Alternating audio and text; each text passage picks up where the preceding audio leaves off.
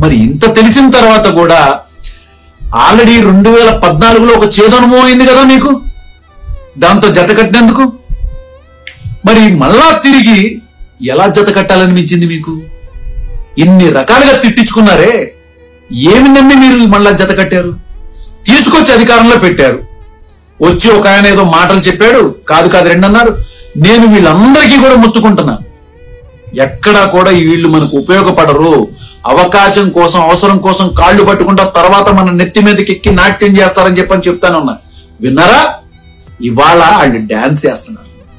నాకు నవ్వాలో మరి నా కాపు సోదరులు నాయకులు అనే వాళ్ళని చూసి బాధపడాలో అర్థం కావట్లేదు. ఎందుకింత అమాయకత్వం, ఎందుకింత మూర్ఖత్వం మీలో? ఎవడు సరైనడో తెలియదా మీకు? ఎవరు మీకు ఉపయోగపడతారో తెలియదా? వంగవీటి కుటుంబం అనేది ఒక కుటుంబం కాదది, రాష్ట్రం మొత్తంలో జరిగినటువంటి ఒక పెద్ద సంఘటన. అది ఒక పెద్ద ఉదాహరణ. కాపు కులంలో అనేవాడు ఎవడు పైకి వచ్చినా కూడా ఎవరిని రానివ్వకుండా ఉండటానికి ఈ ముఖ్యంగా తెలుగుదేశం పార్టీనే.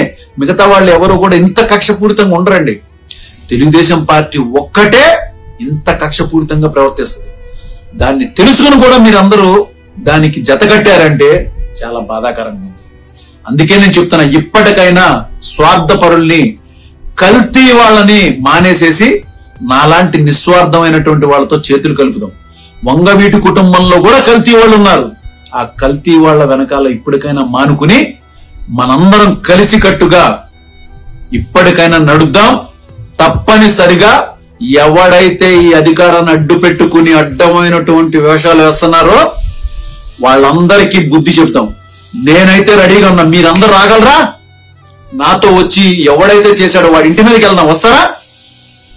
చూద్దాం. మరి మీరు మిమ్మల్ని రెచ్చగొట్టినటువంటి ఇదే మీ నాయకుడు. మీరు తెలుగుదేశాన్ని గట్టిగా ప్రశ్నిస్తున్నారే, మీరు ప్రశ్నించాల్సిన తెలుగుదేశాన్ని కాదండి. రండి మనందరం కలిసి వెళ్దాం ముందుకు, మన భవిష్యత్తు బాగుంటుందని చెప్పని తీసుకెళ్లినటువంటి పవన్ కళ్యాణ్ గారిని మీరు ప్రశ్నించాలి. మీరందరూ నిన్న మాట్లాడినటువంటి కాపు నాయకులు చెప్తున్నారు కదా, మేమందరం గెలిపించామని. ఏం గెలిపించారు? దాని వెనక ఏంటిది?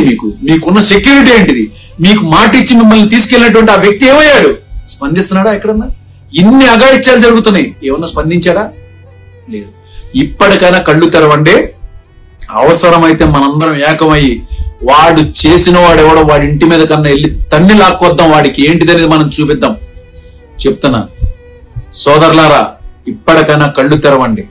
నేను ఎంచుకున్న మార్గం, నేను వెళ్తున్న మార్గం చాలా చాలా కరెక్ట్ అయింది. అది నా స్వార్థం కోసం కాదు, మనందరి భవిష్యత్తు కోసం. నాతో కలిసి వస్తారని ఆశిస్తున్నాను. నమస్కారం.